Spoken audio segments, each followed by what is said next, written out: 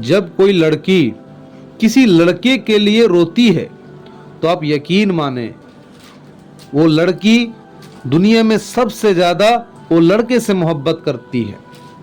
और जब कोई लड़का किसी लड़की के लिए रोता है तो अब यकीन माने वो लड़का उस लड़की को अपनी दुनिया मानता है। जी हाँ, आप समझ ही गए होंगे कि मैं आज किस टॉपिक के बारे में बात करने जा रहा हूँ। मैं आज उस टॉपिक के बारे में बात करने जा रहा हूँ, अगर इस रिश्ते में अगर भरोसा और मोहब्बत हो तो ये रिश्ता पहाड़ से भी ज्यादा मजबूत हो। और अगर इसी रिश्ते में भरोसा और मोहब्बत की कमी हो और शक या शुबा हो तो ये रिश्ता इस तरह कमजोर हो जाता है कि अपने तो अपने गैर भी इसे तोड़ देते हैं। जी हाँ, ये रिश्ता मियाँ और बीवी का है। मेरे गांव में परवेज नाम का एक लड़का रहता था जो बड़ा अच्छा और स्वभाव लड़का था। हमेशा 5 वक्त का नमाज पढ़ता था और दीन से बड़ा मोहब्बत करता था। हर वक्त दीन के माहौल में ही रहता था। 5 वक्त की नमाज बाजमात मस्जिद में अदा करता और लोगों को भलाई की तरफ बुलाता और बुराई बात से रोकता। पूरे गांव में परवेज का हमेशा चर्चा होता। बहुत ही सीधा और बहुत ही अच्छा लड़का था। उसी गांव में शबनम नाम की एक लड़की रहती थी। शबनम परवेज के बारे में काफी चीज सुनी हुई थी। मन ही मन शबनम के दिल में परवेज के लिए एक मोहब्बत जाग उठा था। शबनम जब भी खिड़की के पास आती तो परवेज जब नमाज की तरफ जाता तो शबनम देख के दिल ही दिल में दवा करती और कहती, ए अल्लाह, तू जब मेरे लिए जोड़ा बनाएगा तो मेरे लिए नेक सालेहीन जोड़ा बनाना, परवेज की तरह ही मुझे सोहर देना। और परवेज को दिल ही दिल मोहब्बत करती, पर वो सोचती कि मैं परवेज से मोहब्बत का इजहार कैसे करूं। इसी गम में डूबा रहती, इसी सोच में पड़ी रहती। कुछ ही महीने गुजरे थे। इधर शबनम के दिल में परवेज के लिए मोहब्बत बढ़ता जा रहा था, क्योंकि गांव वाले और घर वाले हर वक्त परवेज के बारे में अच्छी अच्छी बात कहते। तो शबनम जब भी उसके बारे में अच्छी बात सुनते, शबनम के दिल में मोहब्बत की चिंगारी बढ़ जाते। एक दिन गांव में शहनाई बजी। शबनम सबको पूछने लगी कि आज गांव में शहनाई किस पर बज रही है, किसके लिए बज रही है। सब गांव वाले उनके सहेली कहने लगे, क्या तुम्हें मालूम नहीं, आज परवेज का निकाह हो रहा है। शबनम दिल ही दिल टूट जाती है और अपने घर में जाके उदास के होके बैठ जाती है। इधर परवेज का निकाह हो जाता है। निकाह कुछ ही महीने निकाह गुजरा ही था कि आपस में नात फाकी बढ़ गई। परवेज अपने बीबी से कहने लगा, देखो मुझे दीन पसंद है, अल्लाह का हुक्म और नबी सल्लल्लाहु अलैहि वसल्लम के तरीके में जिंदगी गुजारना मुझे पसंद है। अगर तुम्हें अल्लाह के और अल्लाह के हुक्म और नबी सल्लल्लाहु अलैहि वसल्लम के तरीके में जिंदगी गुजारना अगर पसंद नहीं है तो बेहतर है कि तुम मुझसे अलहदा हो जाओ। परवेज की बीबी वो कहने लगी, हाँ, आज भी तुम पुराने ख्यालात के इंसान हो। दुनिया कहां से कहां पहुंच चुका है और तुम आज भी सिर्फ मरने की बात करते हो, सिर्फ कब्र की बात करते हो। वो दोनों की आपस में बनती नहीं थी।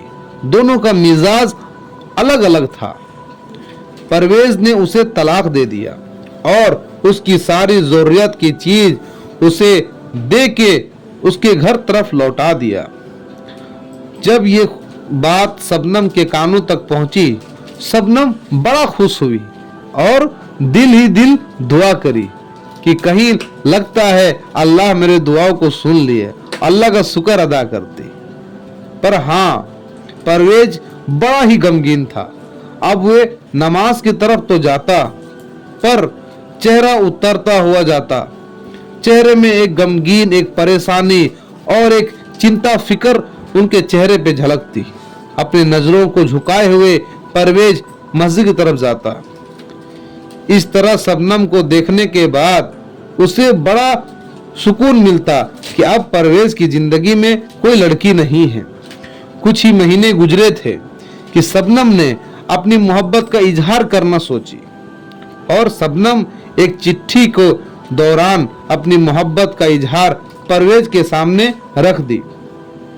परवेज जब चिट्ठी को उठाया तो देखा उसमें लिखा हुआ था, अस्सलामु अलैकुम परवेज, आपको मालूम शायद मेरे बारे में नहीं होगा, मेरा नाम शबनम है और मैं आपसे और आपके घर वालों का मैं बहुत इज्जत करती हूँ और आपकी इबादत और आपके अच्छे अखलाक मुझे बहुत अच्छे लगते हैं। मैं आपसे मिलना चाहती हूँ और कुछ बात करनी चाहती हूँ। परवेज वो चिट्ठी को वहीं रख के और चला जाता है। फिर दूसरे दिन शबनम फिर उसे चिट्ठी देती है। परवेज चिट्ठी को उठाता है और फिर पढ़ता है। उसमें लिखा हुआ होता है, परवेज, क्या आप मुझसे नाराज हैं या फिर आप कोई वजह है जो मुझसे बात करना नहीं चाहते?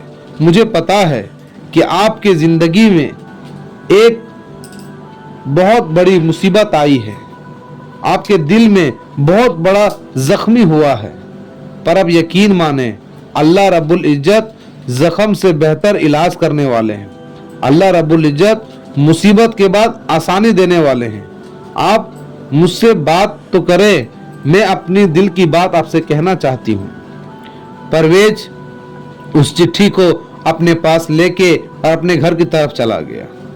शबनम इस चीज को जब देखी, शबनम बहुत खुश हुई और दिल ही दिल में अल्लाह का शुक्र अदा करी कि हाँ, परवेज ने मेरी चिट्ठी को अपने पॉकेट में डाल दिया, अपने साथ लेके चला गया। अब परवेज की चिट्ठी का इंतजार शबनम करने लगी। 2 दिन गुजर गए, कोई खबर नहीं आया। परवेज भी नमाज मस्जिद तरफ पढ़ने के लिए नहीं आया। शबनम बेचैन हो गई कि शायद कुछ बात बुरा लग गया हो या परवेज को मेरी ये आदत अच्छी नहीं लगा हो, इसीलिए वो रास्ता बदल दिया हो। अब वो घबरा उठी। फिर परवेज की तरफ से एक खत लिखा हुआ उसके दरवाजे के पास वो रख के नमाज पढ़ने चला जाता है। जब शबनम इस चीज को देखती है, वो अपने दरवाजे की तरफ भागती है और जाके खत को उठाती है और खत को चूमने लगती है, अपने सीने से लगा लेती है और जब खत को अपने पास ला के पढ़ती है, उस खत में लिखा हुआ था, अस्सलामु अलैकुम शबनम, मैं परवेज, मेरी हालात अच्छी नहीं है और मेरे पे एक दाग लग चुका है। मुझे मालूम नहीं ये दाग कितनी गहराई और किन के दिलों तक कितना जख्म किया है। मैं अभी इस हाल में नहीं हूँ कि मैं किसी को सहारा दे सकूं। मेरे जिंदगी में जो दाग लगा हुआ है, अगर तुम पर वो दाग आ जाएगा तो ये अच्छी बात नहीं है। तुम अभी एक अच्छी लड़की हो, तुम्हारे लिए नया रिश्ता बेहतर है, मेरे लिए पुराना रिश्ता बेहतर है। मैं चाहता हूं कि तुम कोई अच्छे लड़के से साथ निकाह करो, क्योंकि तुम्हारे लिए अच्छा लड़का शायद मैं नहीं हूं। ये चिट्ठी को डाल के चला जाता है। शबनम जब पढ़ती है तो वो सोचने लगती है कि शायद परवेज के दिल में अभी भी जख्म भरा हुआ है। शबनम एक चिट्ठी लिखती है। उस चिट्ठी में सिर्फ इतना होता है कि परवेज, मैं आपसे मिलना चाहती हूं। परवेज कहता है, ठीक है, अगर आप हमसे मिलना चाहते हैं तो आप ये जगह पर आ जाएं। शबनम और परवेज का मुलाकात पहली दफा आमने और सामने होता है। परवेज को शबनम जब कहती है, परवेज, आप दुनिया के बारे में ना सोचें, आप सिर्फ हमारे बारे में सोचें, हमारे रिश्ते के बारे में सोचें। दुनिया वाले तो हर किसी को ताना देते हैं, पर जब हमारे रिश्ते में मोहब्बत होगी, सच्चाई होगी और एक दूसरे के लिए इज्जत होगी, तो ये रिश्ता आगे वालों के लिए एक नमूना बनेगा। परवेज कहता है, आज तुम जो कह रही हो वो सब ठीक है, पर मेरे जो दाग लगे हुए हैं वो दाग तुम पर अगर आएंगे तो ये अच्छी बात नहीं है। शबनम परवेज को समझा लेती है और शबनम परवेज को समझाने के बाद शादी की बात रख देती है। परवेज भी हाँ कर देता है कि अगर तुम्हारी यही इच्छा है, ठीक है, तो मैं राजी हूं। परवेज की हाँ ने शबनम की सारी खुशियां जैसे एक साथ मिल गई हो। शबनम खुशी से झूम उठती है और परवेज को जज़ाक अल्लाह कह के अपने घर की तरफ वापस आती है। परवेज अपने माँ बाप से बात करके और शबनम के घर रिश्ते के लिए जाता है। परवेज के माँ बाप रिश्ते के लिए बात करते हैं, वहीं पे शबनम भी अपने माँ बाप के अंदर अपने माँ बाप के सामने ये बात रख देते हैं। शबनम के माँ बाप भी बहुत अच्छे थे, बहुत सीधे थे। वो बेटी की मोहब्बत के लिए हर चीज में हाँ कर देते हैं। परवेज और शबनम की मोहब्बत अब हो चुकी। इनकी शादी में सारे गांव वाले भी बहुत खुश थे और सभी लोगों ने भी दुआ दी। जब शादी हो गए तो इन दोनों की खुशियां भरी जिंदगी में माँ बाप और बहन सब मिलके ये रिश्ता बहुत अच्छा चलने लगा। यहाँ तक कि कई साल गुजर गए हैं। परवेज और शबनम के बीच में एक बार भी नातफाकी पैदा नहीं हुआ, क्योंकि दोनों के बीच में मोहब्बत भरा हुआ था। देखते ही देखते 5 साल गुजर गया। 5 साल के तक शबनम को कोई औलाद नहीं हुआ। अब परवेज के माँ बाप और बहन परवेज को समझाने लगे कि आपका मोहब्बत तो ठीक है, पर 5 साल गुजर गए मेरे बच्चे, अभी तक शबनम मां नहीं बनी है और ना ही हमें कोई खुशखबरी दी है। तो आप एक काम करें, शबनम को किसी हाकिम से दिखाएं, किसी डॉक्टर से इलाज कराएं। परवेज अपने माँ और अपने बाबा से कहने लगा, मेरी अम्मी आप सब्र करें, अल्लाह रब्बुल इज्जत इम्तिहान ले रहे हैं और अल्लाह के यहाँ सब्र का बहुत अजर है, इससे इंशाअल्लाह हमें बेहतरीन का उम्मीद है। पर परवेज ये समझाकर और चला जाता है। परवेज अपने गांव में ही दुकान दिया हुआ था, जो दुकान बहुत ही अच्छा चलता है, और इधर शबनम घर की सारी जिम्मेदारी को उठा लेती है। यहाँ तक कि अपनी ननद की भी सब चीजों के में हाथ बटाती। अब जो है शबनम के सास ससुर अब उसे ताना देने लगते और कड़वी कसीली बात भी कहते। शबनम ये सब सुन के बस आ भरती और अपने शोहर तक बात पहुंचने ना देती। और अब कहीं ना कहीं परवेज की बहन भी शबनम को भरा बुला बोलती और कभी कभी ताना मार देती, पर शबनम ये सब चीजों को पी जाती, सब गमों को पी जाती और परवेज के सामने एक भी बात इस तरह की आने ना देती। परवेज इस सब से अनजान था। एक वक्त ऐसा आया कि परवेज का रवैया बदल चुका। परवेज जब अपने बहन की घर से वापस आया तो परवेज इस कदर अपनी बीवी से नाराज होकर रहता कि जैसे शबनम ने कोई गुनाह कर दिया हो। हर वक्त चिड़चिड़ा रहता। शबनम की अच्छी बात का भी वो गुस्से से जवाब देता और हर बात पे चिड़चिड़ा और हर बात पे गुस्सा होता। शबनम परेशान हो गई कि ये क्या हो गया। परवेज तो ऐसा कभी नहीं था, मुझसे हमेशा मोहब्बत और अदब से बात करता, आज अचानक परवेज का रवैया बदल क्यों गया है। देखते ही देखते कुछ ही दिन में शबनम और परवेज के बीच में बहुत बड़ा झगड़ा हो गया। यहाँ तक कि परवेज ने अपने कई साल के रिश्ते में जो काम नहीं किया था वो भी कर बैठा। शबनम के ऊपर हाथ उठा दिया और कहने लगा, तुम तो बांझ हो, तुम्हारे वजह से मेरे पूरी जिंदगी बर्बाद हो गई। तुमसे बेहतर तो पहली वाली थी, कम से कम वो मुझे औलाद तो दे सकती थी, तुम तो मुझे औलाद भी नहीं दे सकते। जाओ, निकल जाओ मेरे घर से। जब शबनम ने ये रवैया परवेज का देखा और परवेज का इस तरह का हालात को देख के शबनम टूट गई और शबनम को ऐसा लगा कि जैसे जमीन फट गई हो।